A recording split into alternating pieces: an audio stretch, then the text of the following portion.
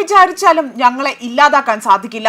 അമിത്ഷായെ വെല്ലുവിളിച്ചുകൊണ്ട് ഭാരത് ബന്ദ് പ്രഖ്യാപിച്ചിരിക്കുകയാണ് നക്സലൈറ്റുകൾ.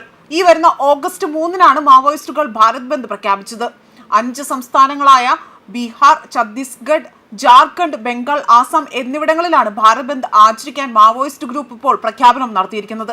26 കൂടി തന്നെ, അതായത് 2026 കൂടി തന്നെ മാവോയിസ്റ്റുകളെ ഈ ഭൂമുഖത്തു നിന്ന് തന്നെ ഇല്ലാതാക്കാൻ നക്സൽ മുക്ത ഭാരതം കെട്ടിപ്പടുക്കുക എന്ന സ്വപ്നവുമായി കേന്ദ്രമന്ത്രി അമിത്ഷാ രംഗത്ത് വന്നിരുന്നു.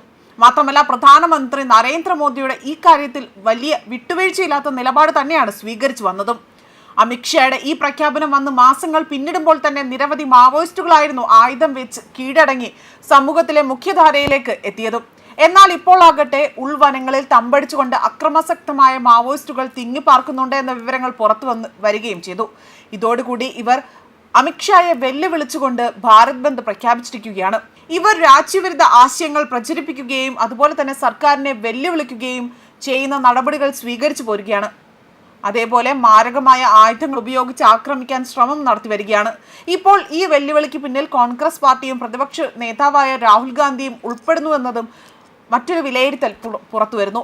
വോട്ട് ബാങ്ക് മുന്നിൽ കണ്ടുകൊണ്ട് NDA സർക്കാരിനെ അട്ടിമറിക്കാനുള്ള ശ്രമത്തിന്റെ ഭാഗമാണോ ഇതെന്നും വിലയിരുത്തപ്പെടുന്നുണ്ട്. 2026 മാർച്ചോടുകൂടി തന്നെ നക്സൽ മുക്ത ഭാരതം സൃഷ്ടിക്കുമെന്ന് ആണയിട്ട് പറയുകയായിരുന്നു അമിത്ഷാ ചെയ്തത്. അതിന് പിന്നാലെയാണ് ഇപ്പോൾ വെല്ലുവിളിച്ചുകൊണ്ട് ഭാരത് ബന്ദ് പ്രഖ്യാപിച്ച നക്സലൈറ്റുകൾ രംഗത്ത് വരുന്നത്. ഇന്ത്യയിലെ 5 സംസ്ഥാനങ്ങളിൽ ഓഗസ്റ്റ് 3-ന് ഭാരത് ബന്ദ് ആചരിക്കുമെന്നാണ് CPI, അതായത് മാവോയിസ്റ്റ് ഗ്രൂപ്പ് പ്രഖ്യാപനം നടത്തിയതും.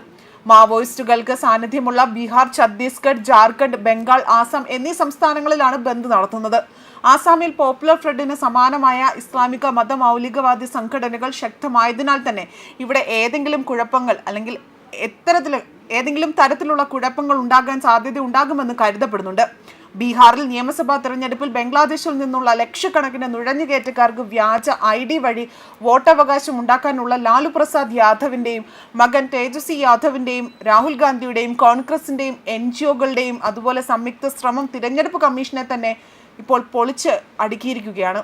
മിക്ക പ്രീ പ്ലാൻ സർവേകളും BJP JDU സഖ്യമായ NDAക്ക് മൃഗീയ ഭൂരിപക്ഷം പ്രഖ്യാപിച്ചിരിക്കെ മിക്കവാറും ഇവിടെയെല്ലാം തന്നെ സാമൂഹിക വിരുദ്ധ ശക്തികളെല്ലാം അട്ടിമറിക്കാനുള്ള സാധ്യതയും അത് തള്ളിക്കളയാൻ സാധിക്കില്ല എന്നതാണ് സൂചനകൾ പുറത്തുവരുന്നത്. ഇന്റലിജൻസ് ഏജൻസികളുടെ രഹസ്യ വിവരങ്ങളുടെ അടിസ്ഥാനത്തിൽ ശക്തമായ നടപടികൾ കേന്ദ്ര സർക്കാർ കൈക്കൊള്ളുകയും ചെയ്യുകയാണ്. കേരളത്തിൽ പോപ്പുലർ ഫ്രണ്ട് ആഹ്വാനം ചെയ്ത ബന്ധുണ്ടായ നാശനഷ്ടങ്ങൾ നിസ്സാരമായിരുന്നില്ല. ഇതിന് സമാനമായ സാഹചര്യം തന്നെ അവിടെ സൃഷ്ടിക്കണം എന്നതാണ് മുന്നറിയിപ്പുകളിൽ സർക്കാരിന് ഇന്റലിജൻസ് ഏജൻസികൾ നൽകിയിരിക്കുന്നത്.